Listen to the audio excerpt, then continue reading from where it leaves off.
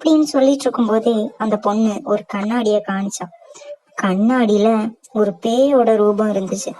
அதை பார்த்து ரஜினி பயந்து போய், பேய் பேய், யாராவது காப்பாத்துங்க.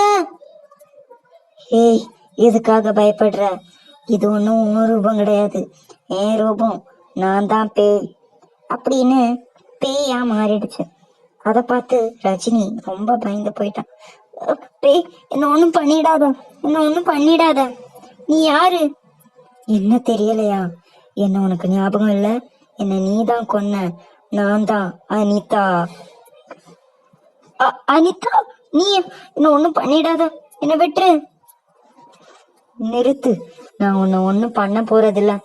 ஆனா நீ எதுக்காக என்ன கொன்னன்றத மட்டும் சொல்லு. நிஜமாவே என்ன ஒண்ணும் பண்ண மாட்டியா? ஆமா, சொல்லு. சரி, சொல்றேன். நானும் உன் கணவன்